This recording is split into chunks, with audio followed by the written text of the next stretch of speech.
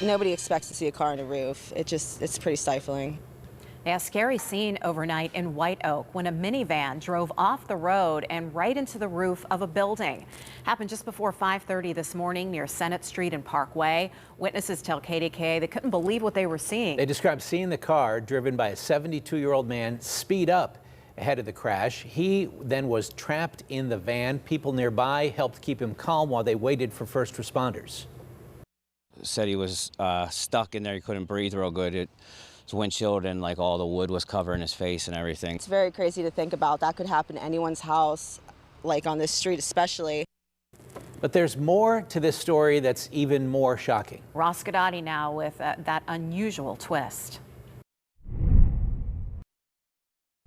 This is, in fact, the second time a vehicle's lost control and gone into a building here in White Oak this week. It is also the same neighborhood it happened in.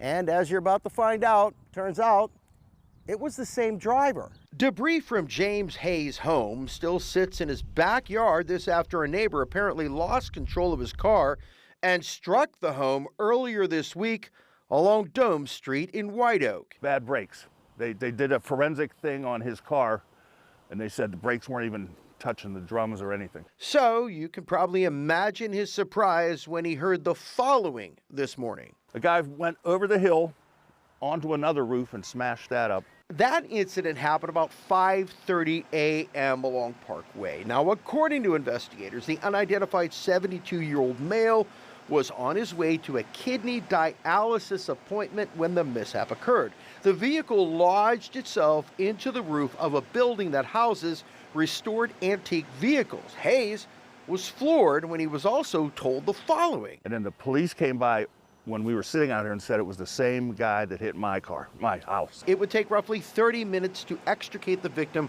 from the car in the roof. They're our neighbors and we feel really bad and we hope he's all right. I understand he broke his arm. Hayes declined to identify the man, but says he and his family are praying for his recovery and he holds no ill will toward the victim. We're all neighbors. You know, things happen. The man who owns the building that was damaged in this latest incident declined comment. The man who was injured, meanwhile, was taken to the hospital. We don't know his condition right now. Meanwhile, police are determining whether or not any charges should be filed. In White Oak, Ross Guidotti, KDKA-TV News.